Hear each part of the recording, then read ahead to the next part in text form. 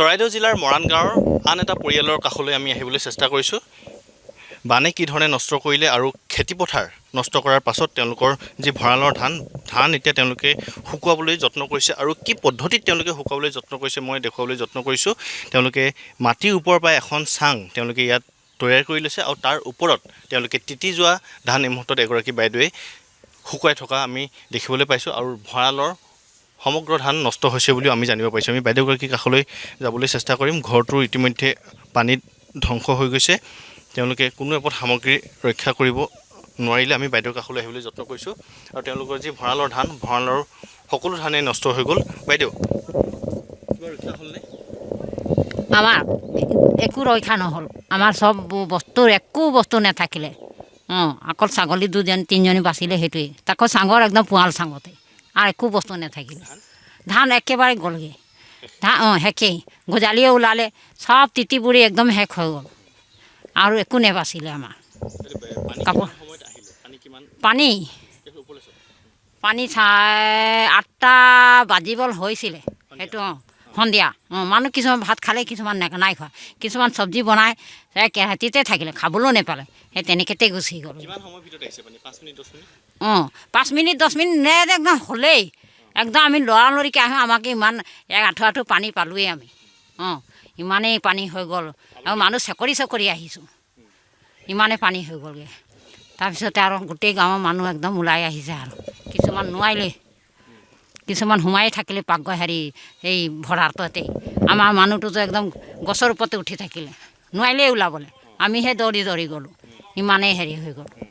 কি কৰিব, একদম ইমানেই হাৰাশাস্তি হ'লোঁ আমি। খাব পিবকে তাহাঁতি খোৱা বোৱাটো এতিয়া বৰ্তমান এতিয়া যিকোনো চৰকাৰে দিছে, চাউল দিছে, অকণমান দাইল দিছে, আকৌ তেল দিছে, সেইবোৰে খাই চলি আছোঁ আমি। আমাৰ একো বস্তু নেবাচিলে। চব বস্তুৰ কাপোৰ কানি যিমান কাপোৰ মানে এটাও নাথাকিলে, চব তলত পৰি। বুকুলে বেছিয়ে হ'ব, ইমানেই সোমালে। মানুহ একদম আহিব নপৰা হ'লগৈ। ভঁৰালটো দেখুৱাবলৈ যত্ন কৰিছোঁ আমি। এই বাইদেউগৰাকী তেওঁলোকৰ ভঁৰালৰ পৰা সেইকে পৰিৱেশ। ভঁৰালত ধানৰ এতিয়া গজালি উঠিছে, ভঁৰালতেই গজালি ওলাইছে। এয়া হৈছে চৰাইদেউ জিলাৰ মাহমৰা সমষ্টিৰ মৰাণ গাঁও এটা পৰিয়ালৰ দুৰ্দশাৰ ছবি। যিটো ভঁৰাল আছিল, তেওঁলোকে এটা বছৰৰ সপোন, তেওঁলোকৰ খাদ্য তেওঁলোকে যি মজুত কৰি ৰাখিছিল, সেই চাউল মজুত কৰি ৰখা ভঁৰালটো এতিয়া পানীত বুৰ যোৱাত এতিয়া এই অধিকাংশ ধান 90% ধান নষ্ট হৈছে আৰু এই ধানসমূহত এতিয়া গজালি ওলাই গৈছে আৰু গজালি ওলোৱাৰ পিছত এয়া কেতিয়াও চাউলৰ উপযোগী হৈ নাথাকে। এয়া হৈছে মৰাণ গাঁৱৰ এই পৰিয়ালটোৰ দুৰ্দশাৰ ছবি।